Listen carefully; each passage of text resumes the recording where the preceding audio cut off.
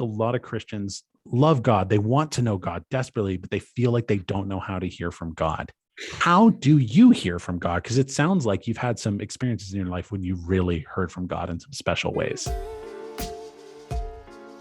When I talk about hearing from God, it really feels like your heart is full. It feels like sometimes Jesus is right there with me. In fact, I have a little exercise that I do, and maybe some people can try this. When I'm out enjoying the trees, I'll just sort of invite God into that space with me, enjoy the trees with me, and look through them through my eyes. And I feel God's presence there. Invite Jesus to walk with me, or to experience something simple like petting my cat, and like how wonderful it feels and how much I love my cat.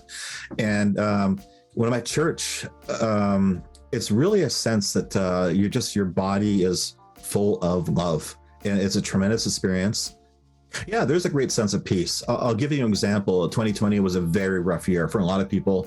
I don't want to have a pity party for me, but my father passed away, my aunt passed away, my cat passed away, and my best friend passed away in 2020. It was a really rough year. And, by all accounts, I should have broken down, a bit more upset than I was.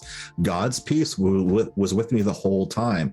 It made the process so much easier. I think if that had happened before I got baptized, it would be a very hard year. I might have been very despondent, depressed, angry, perhaps. It was very challenging. There was a lot of work to do, not a lot of people around to help during 2020, during that process.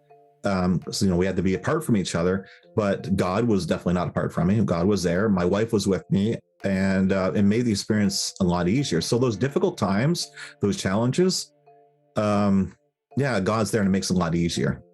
So I don't know if that answers your question, but that's how I feel. It does. You're just expressing a different way about thinking about hearing from God than a lot of people think. I think they want like a miraculous or a sign, or some person comes up with like a prophetic word. God told me to tell you this, or like God is going to like give me like an audible voice for me to hear. But you're talking about experiencing God in a very, like, it's very simple, but it's very real. That it's like, I'm looking at a beautiful tree and I'm saying, hey, God, like, let's enjoy this tree together. And you feel God's presence like that. That is just beautiful and simple, but yet so different from how many Christians who are struggling with their faith are trying to connect with God. They're trying, it's almost more coercive. Like, I'm trying to get God to talk to me in some way, rather than reflecting God, which is just inviting God into these instances with us. So that's pretty incredible. I think we spend so much time sort of divorced from God. We're distracted constantly, right? I mean, drugs, alcohol, video games, entertainment. There's so many things we do, and we're missing out the moment. And moments matter. They're really important. Like I mentioned, when I got baptized, I had that baptism buzz, and just everything was so beautiful. So I just invite God, like, enjoy the tree with me. And it's a really simple little moment.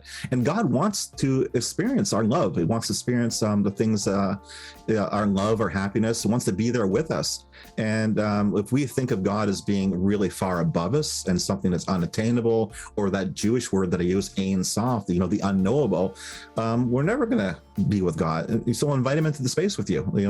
It's not really inviting him into the space. Just, I think God's already there. Right. You've just got to take a moment to open up and be with God. Right. And so what I mentioned.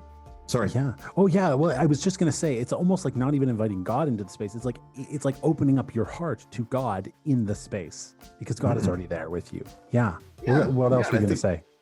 Well, I that's a good way of explaining. I think that's where we're just constantly distracted, and we just have to realize that God is with us constantly. Opening your heart up is huge, right? And I think the better question is not how do I connect with God? How do I let go of my barriers, let go of my ego to make space for God to come into my life?